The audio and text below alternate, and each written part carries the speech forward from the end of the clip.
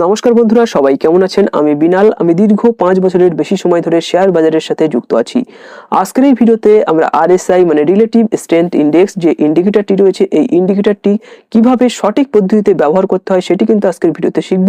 এবং এ to Z RSI এর ভিতরে যা কিছু আছে সবকিছু কিন্তু আজকের ভিডিওতে আমরা ডিটেলসে আলোচনা করব। বিগিনাররা কিভাবে আরএসআই ইউজ করে ট্রেড করে এবং একজন প্রো ট্রেডার কিভাবে আরএসআই কে ইউজ করে ট্রেড করে সবকিছু আজকের ভিডিওতে ইন ডিটেলসে শিখব। তো আপনি অবশ্যই মনোযোগ সহকারে ভিডিওটি শেষ পর্যন্ত দেখবেন। আরএসআই নিয়ে যে ডিটেলস অ্যানালাইসিস আমরা আজকের ভিডিওতে করব, আশা করি এছাড়া এর থেকে বেশি কিছু আরএসআই এর ভিতরে আর কিছু হয় না। সবকিছু কিন্তু আজকের ভিডিওতে ডিটেলসে আলোচনা করব। তো হাতে সময় নিয়ে দেখবেন, সময় না থাকলে ওয়াচ লিটার করে রাখবেন, পরে আপনি এসে যখন আপনার সময় হবে তখন কিন্তু আপনি ভিডিওটি চাইলে দেখতে পারেন। তো আজকের ভিডিওতে আমরা যে আলোচনাটা করব এটা কিন্তু একটি বই থেকে আমি আপনাদের সাথে শেয়ার করব। বইটির নাম হচ্ছে technical analysis of the financial market, John মার্ফির লেখা। এই বইটি থেকে কিন্তু আমি সবকিছু ডিটেলস যেগুলো রয়েছে সেটা কিন্তু আপনাদের সাথে শেয়ার করব। তো আসুন দেরি না করে আজকের ভিডিওটি আমরা শুরু করি। তো আমি এখানে ট্রেডিং ভিউর উপরে চলে এসেছি। তো আপনারা ট্রেডিং ভিউ থেকেও কিন্তু এটা দেখতে পারেন, অথবা আপনার কাছে যে ব্রোকার ফার্ম রয়েছে সেটি থেকেও কিন্তু আপনি খুব সহজে আরএসআই কে অ্যাক্সেস করতে পারবেন। তো আমি এখানে একটি স্টক সিলেক্ট করেছি, টেক মাহিন্দ্রা লিমিটেড। তো আপনি যে কোনো স্টককে র্যান্ডমলি সিলেক্ট করে নেবেন। তারপর কি করবেন, এখানে ইন্ডিকেটর বলে যে অপশনটা এখানে দেখতে পাচ্ছেন এটির উপরে একবার ক্লিক করে নেবেন। এটি ক্লিক করার পর এখানে কিন্তু সার্চ বার চলে আসবে। সার্চ বারে গিয়ে কিন্তু আপনাকে আরএসআই লিখে সার্চ করতে হবে। তো আরএসআই লিখে সার্চ করলে এখানে রিলেটিভ স্ট্রেংথ ইন্ডেক্স এখানে শো করবে। এটির উপরে ক্লিক করলে এখানে আরএসআই কিন্তু নিচের দিকে দেখবেন অ্যাটাচ হয়ে গিয়েছে আপনার চার্টের সাথে।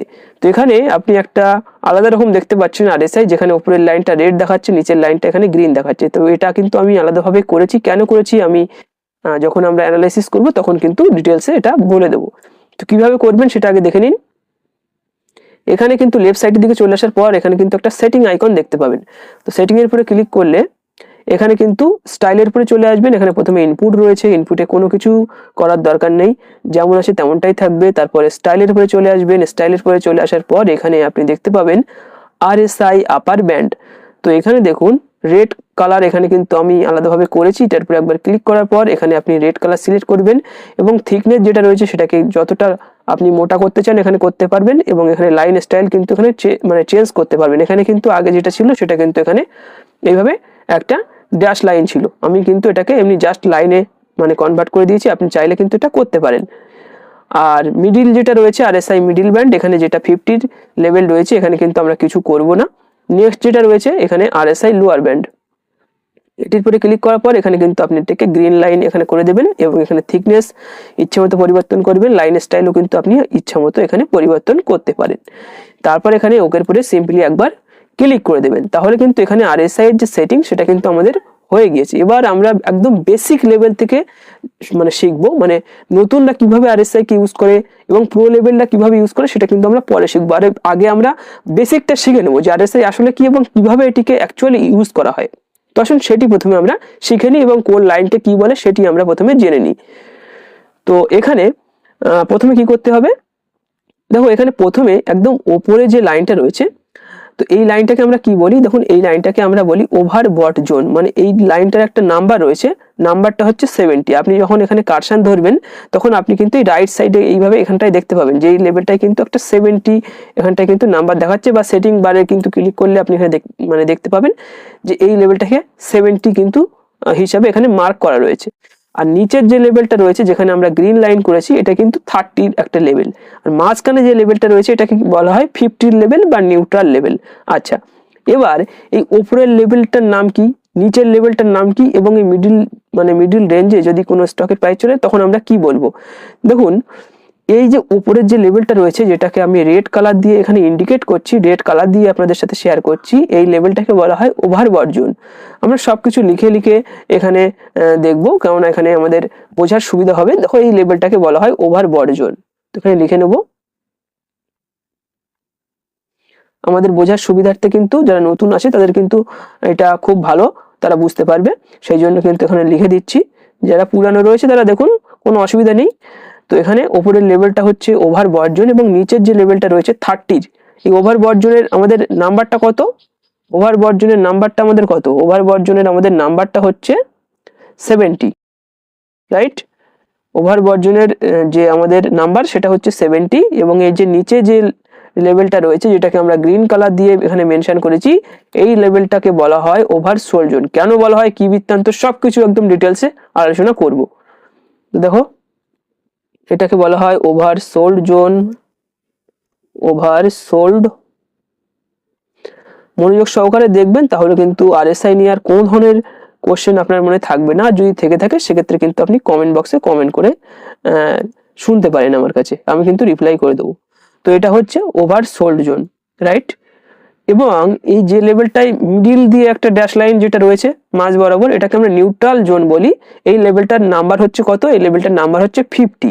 আচ্ছা, তো এটাও আমরা লিখে নেব। তো এখানে আমরা এই জায়গাটায় লিখবো, এটাকে বলা হয় নিউট্রাল, এটাকে বলা হয় নিউট্রাল জোন। এই লেভেলটার নাম্বার কত, এই লেভেলটার নাম্বার হচ্ছে 50, রাইট। এইভাবে কেউ কিন্তু আপনাদেরকে শেখাবে না, আমি যতটা ডিটেলস এখানে শেখাচ্ছি, একজন বিগিনার, একজন নতুন যারা মার্কেটে এসে শিখতে চাইছে আরএসআই নিয়ে, সে কিন্তু খুবই সহজে এটাকে বুঝে যাবে, একবার দেখলেই বুঝে যাবে। তো এবার আমরা জানবো যে কিভাবে এটিকে ইউজ করতে হয়। তো দেখো, এখানে তিনটে লেভেল আমরা এখানে কিন্তু মার্ক করে নিয়েছি, তিনটে লেভেল আমরা এখানে মার্ক করে নিয়েছি। প্রথমে 70-র যে লেভেলটা রয়েছে এটাকে বলা হচ্ছে ওভারবট জোন, 30-র যে লেভেলটা রয়েছে, 30-র যে লেভেলটা রয়েছে এটাকে বলা হচ্ছে ওভারসোল্ড জোন, এবং এখানে 50-র যে লেভেলটাকে রয়েছে সেটাকে আমরা বলছি নিউট্রাল জোন। তাহলে আরএসআই দেখে কিভাবে বিগিনাররা এখানে ট্রেড করে, তো আসুন দেখে নিই। তো এখানে দেখুন, আরএসআই যে কবার এই 30 লেভেলের কাছাকাছি আসে, আরএসআই যে কবার 30 লেভেলের কাছাকাছি আসে, তখন সবাই কি করে যে এই লেভেলটা থেকে কিন্তু বাই করা শুরু করে, মানে এটাকে বলা হয় ওভারসোল্ড জোন। মানে সবাই স্টককে সেল করে করে তার প্রাইস কিন্তু নিচের দিকে নামিয়ে এসছে, মানে নামিয়ে এনেছে। এবং এই লেভেলটায় যখনই প্রাইসটা আসবে তখন কিন্তু একদম একটা আন্ডার ভ্যালুড হিসাবে এটাকে ধরা হয়, মানে এই 30-এর লেভেলটাকে আন্ডার ভ্যালুড হিসেবে ধরা হয়, এবং মানে 70-এর যে লেভেলটা রয়েছে এটাকে কিন্তু ওভার ভ্যালুড হিসেবে ধরা হয়।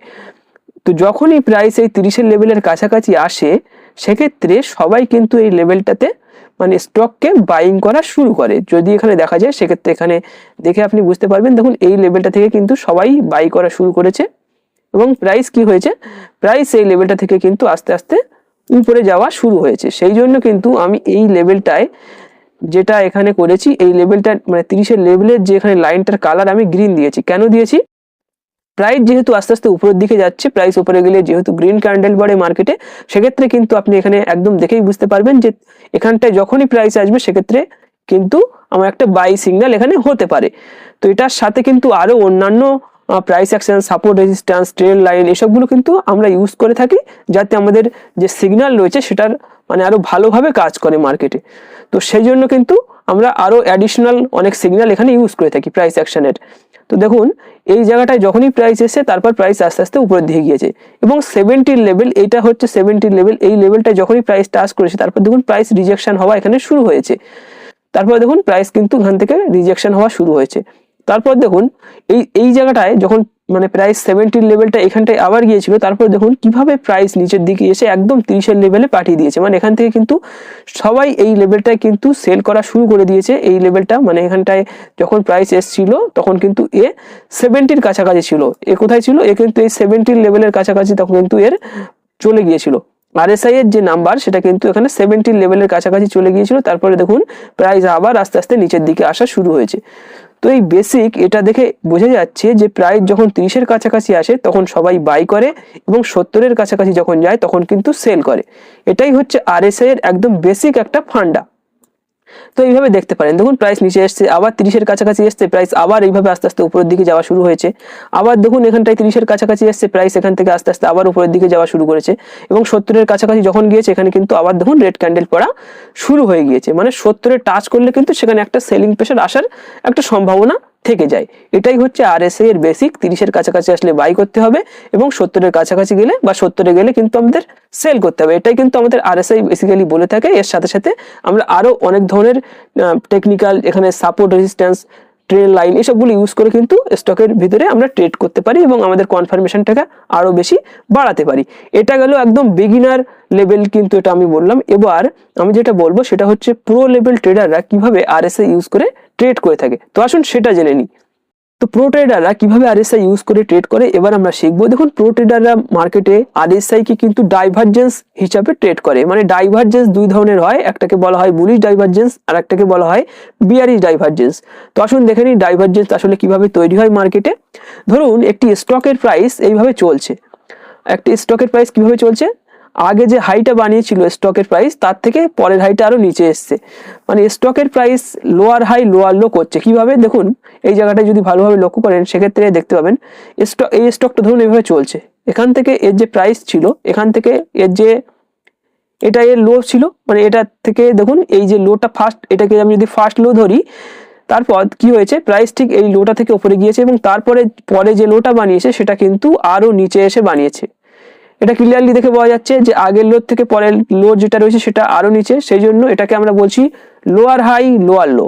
ঠিক একই সময়ে আরএসআই, এটা এসআইটা যেটা আঁকলাম এটা আমি স্টকের এটা আঁকলাম, স্টকের চার্টটা আঁকলাম, ঠিক এই সময়ে আরএসআই কি করবে, আরএসআই কিন্তু higher high higher low formation তৈরি করবে, মানে আগের লোটা যেটা তৈরি করেছিল তার থেকে তার পরের লোটা কিন্তু আরো উপরে তৈরি করবে।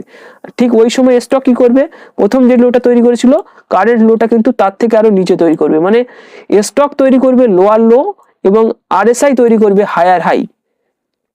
তো এই কন্ডিশন যখন মার্কেটে হবে তখন সেখানে বুলিশ ডাইভারজেন্স তৈরি হবে, বোঝা গেল। আর ঠিক এর উল্টোটা হবে, মানে বিয়ারিশ ডাইভারজেন্সের ক্ষেত্রে কিভাবে আসলে দেখে নি। বিয়ারিশ ডাইভারজেন্সের ক্ষেত্রে কি হবে, বিয়ারিশ ডাইভারজেন্সের ক্ষেত্রে স্টকের যে প্রাইস রয়েছে স্টকের প্রাইস কি হবে, স্টকের প্রাইস এইভাবে হায়ার হাই হায়ার লো করতে করতে উপরে যাবে, মানে আগের যে লোটা ছিল তার থেকে পরের লোটা আরো উপরে হবে, এটা হবে বিয়ারিশ ডাইভারজেন্স। আর স্টকের প্রাইস যদি হায়ার হাই হায়ার লো তৈরি করে ঠিক একই সময়ে আরএসআই এর প্রাইস তৈরি করবে লোয়ার হাই লোয়ার লো।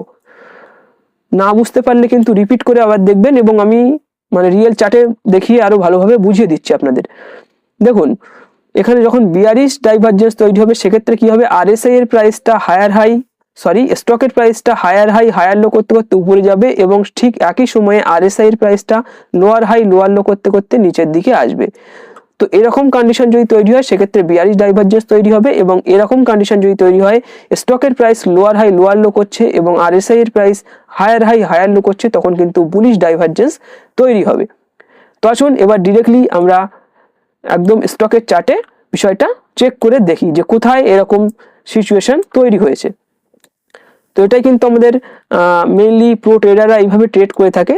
তো আপনি যদি এই জায়গাটায় ভালোভাবে লক্ষ্য করেন সেক্ষেত্রে কিন্তু আপনি খুব ভালোভাবে এই জিনিসটা এখানে বুঝতে পারবেন। কিভাবে, দেখুন এই যে লেভেলটায় প্রাইস চলছিল এটা কিন্তু টেক মাহিন্দ্রার চার্ট, এখানে কিন্তু বুলিশ ডাইভারজেন্স তৈরি হয়েছে। কিভাবে, কোথায় তৈরি হয়েছে, দেখুন এই জায়গাটায় তৈরি হয়েছে। দেখুন এই জায়গাটায় যখন প্রাইস চলছিল আরএসআই তখন কোথায় চলছিল, ঠিক এই জায়গাটায় চলছিল। আমি কি বলেছি, স্টকের প্রাইস যখন লোয়ার হাই লোয়ার লো করবে ঠিক সেই সময়ে আরএসআই এর যে লেভেল রয়েছে, আরএসআই যে লাইন রয়েছে সে তখন হায়ার হাই হায়ার লো করবে। দেখুন এই জায়গায় যে প্রাইস চলছিল তখন আরএসআই কোথায় চলছিল, ঠিক এই জায়গাটায় চলছিল, এবং তারপর দেখুন এই স্টকের লোটা কিন্তু আরো নিচে চলে এসছে, এই স্টকের প্রাইস কিন্তু আরো নিচে চলে এসছে, মানে এখানে কিন্তু এর লোটা আগের যেটা ছিল তার থেকে আরো নিচে চলে এসছে, বাট আরএসআই এর যে লেভেলটা রয়েছে সেটা কিন্তু দেখুন আরো উপরে চলে এসছে, এটা কিন্তু এর উপরে মেরেছে। দেখুন এখান থেকে এখানে টাচ করেছে, আর এটা তখন কোথায় করেছিল, 30-এর নিচে চলে এসেছিল কিন্তু প্রাইস। তো এখানে কিন্তু যেটা তৈরি হয়েছে এটাকে আমরা বলছি বুলিশ ডাইভারজেন্স। এটাকে আমরা কি বলছি, এটাকে আমরা বলছি বুলিশ ডাইভারজেন্স। কিভাবে এটাকে ড্র করতে হয়, দেখুন এখানে কিন্তু আপনি একটা লাইন নিতে পারেন, লাইন নিয়ে কিন্তু এখানে এইভাবে ড্র করতে পারেন। তো এটাকে বলা হয় বুলিশ ডাইভারজেন্স। দেখুন প্রাইস কিন্তু এখানটা যখন চলছিল তখন এর যে লোটা ছিল তারপরে কিন্তু লোটা আরো নিচে মেরেছে, বাট আরএসআই দেখুন এর লোটা কিন্তু আরো উপরে মেরেছে। এরকম কন্ডিশন যখন তৈরি হবে সেখানে কিন্তু বুলিশ ডাইভারজেন্স তৈরি হবে। তো আরো একটা এক্সাম্পল দেখে নেব, এখানে আমি দেখিয়ে দেবো। তো এখানে যদি আমি অ্যাপোলো হসপিটাল এখানে দেখিয়ে দিই, তো আপনাদের একদম রিয়েল এক্সাম্পল এখানে দেখিয়ে দিচ্ছি।